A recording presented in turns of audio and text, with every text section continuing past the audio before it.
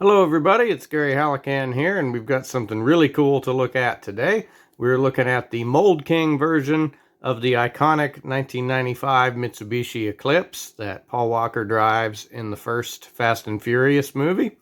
All of these Mould King cars have been really cool so far, so I'm hoping that this one is really cool as well. It is, of course, not officially the Fast and Furious Eclipse, so there's some differences, like the letters on the hood are different, but they're rendered in kind of the same way so that it evokes the car that it's supposed to be.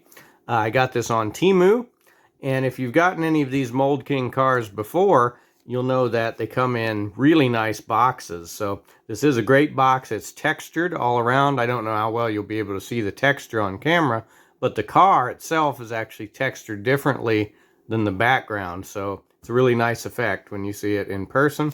We can see here the parts count is 338 pieces, so this should be comparable to a Lego Speed Champions.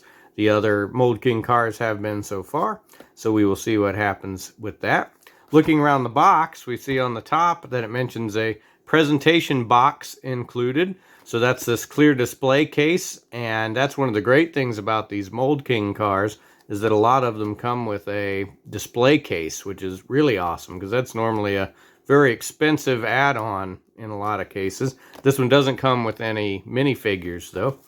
Not really anything on the bottom. On this side we just get a picture of the car. And on this side we get the dimensions of the car. So it should be 16 centimeters long when we're done. And then on the back we just get a picture of the other side of it. And a couple little pictures of some details. So there's the interior there. So this should be awesome. Let's crack it open and see what we get here.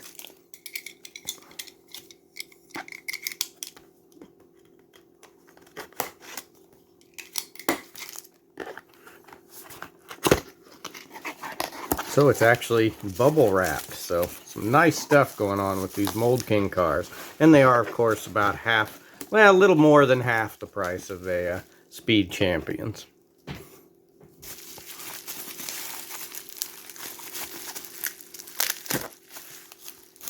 So inside the bubble wrap, we get all of the parts inside the plastic display case. We got the manual on the bottom here, so let's take a look at that first, and we'll see if there's a sticker sheet, which there is. I'm expecting it's going to be a big one for this. So yes, it's true, big sticker sheet. We'll see later if this green, how this matches up with the green of the parts. Hopefully that matches up pretty well.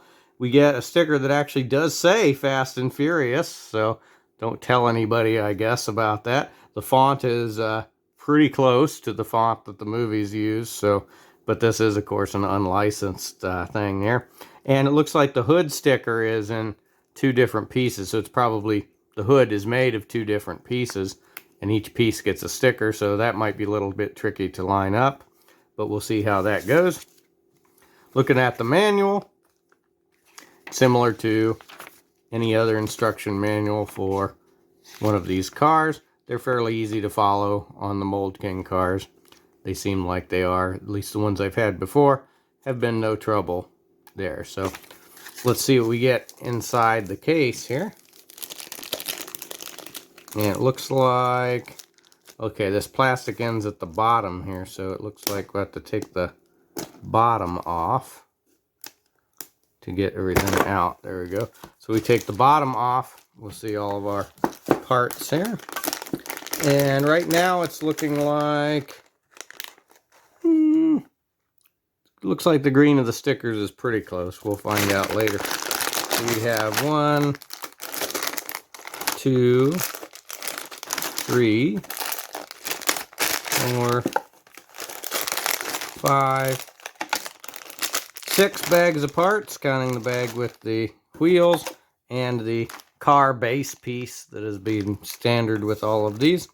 And these bags are labeled, numbered, but it's very likely that you'll just open all the bags at the beginning to build this. That's how they usually are. And then we got the display case here. I'm not going to take the plastic off of it yet so that I don't get it all scuffed up. All right, so that's all we get. I'm going to build this car, and then I will be back to show you what we get. Okay, so we're back with our new Eclipse here. And you might notice that there are no stickers on it. And the reason for that is because, unlike most of the cars like this that I've built, it didn't tell you to put the stickers on in the instructions until the very end. So I figured we might as well take a look at it without the stickers on it. So obviously without those, it doesn't look quite as much like the car it's supposed to be, but it still turned out very cool, as you can see, and I like this one quite a bit. I like the green color on it quite a bit. I think perhaps in looking at pictures, it doesn't quite match the shape of the real car as well as some of the other ones that I've done, but it's not bad by any stretch, I don't think, and it looks pretty good otherwise. The build on this took less than 2 hours, probably about an hour and 40 minutes or so for the build on this. And there were some interesting things in the build. There's definitely some neat parts used. There's some nice colors in this kit. You can't really see any from the outside here. It's pretty much all green, but there were some browns and some blues and some things like that. You will also notice that there are no exposed studs anywhere on this car, other than the bottom right here, of course, but otherwise no exposed studs at all, so we get a very nice clean look to it. Definitely the weakest part of this build is the spoiler. It's made of parts that are all attached to each other just at single points, so that's the least sturdy part of this car here. So let's go ahead and take the windshield off and take a look at the interior. So here we go. We've got the interior. We've got some brown seats in there, and we've got the gear shift and the steering wheel. Now, there are actually no stickers for the interior with this one. So most similar kits that I've looked at, they've had at least one sticker with some gauges or something like that. But there are no stickers for the interior for this one. What we need is a sticker for a laptop screen that says "Danger to Manifold," right? That would make it the most accurate. But I've got my official Paul Walker minifigure here. This is from the Lego Speed Champions Nissan GTR set. So let's see how well he fits in here.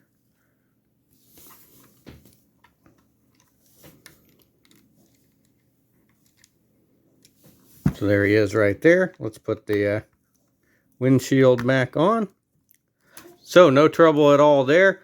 Fits in really nicely, and in fact didn't have to move the arms or any weird things like that. So in some of the other similar cars to this, the minifigure doesn't fit in without arranging the arms just right. And so this one worked pretty well.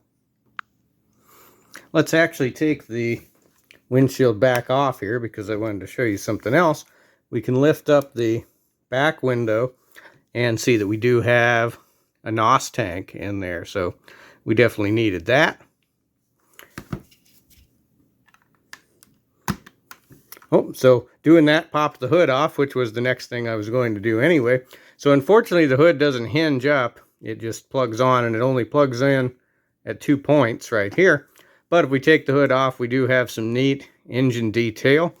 It seems very cool silver hoses, silver pipes, I should say. There's a number of silver pieces in this, but they kind of get mostly covered up, and you can only see those in the spoiler and the exhaust pipe. There's also this very cool piece in here, and I don't know if it might, yeah, it won't come out. I think there's other things blocking it, but this piece is an intake piece. It would be probably more appropriate as like the supercharger on a charger or something like that, right? But the turbocharger on a charger, but it's used in here for engine detail, and it's a really cool piece. I like that. So that's most of the details with this car. So next I will put the stickers on it and get it looking a little more like the car it's supposed to be, and then we'll compare it to some other ones. Okay, so here it is all stickered up and looking a lot more like the car that it's supposed to be.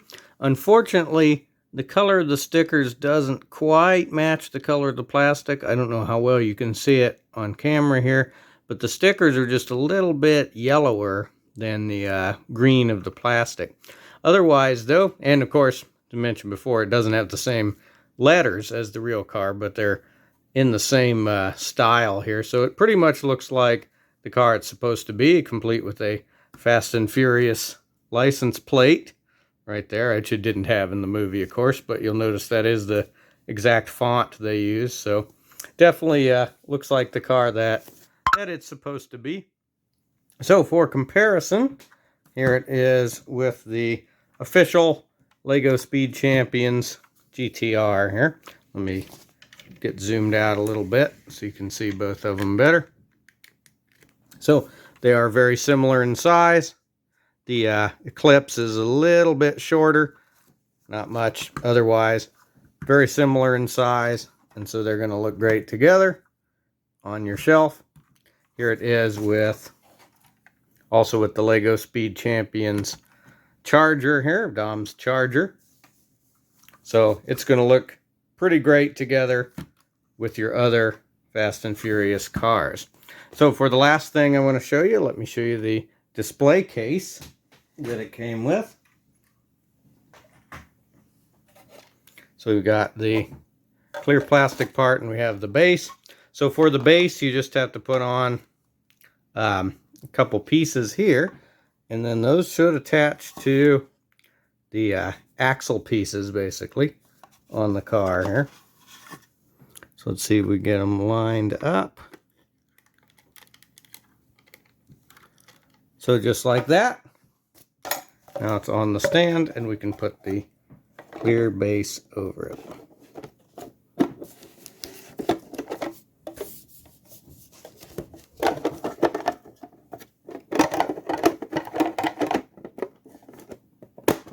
There we are. Very nice. So that's the fact that it comes with this is awesome. So there we have the Mould King Fast and Furious 1995 Mitsubishi Eclipse. Another great value from Mould King. If you're into this kind of thing, I'd highly recommend this one. So let me know in the comments if you have this car, or if you have any other similar cars, or if there's any other similar cars that you would like to see. And we'll see you in the next review.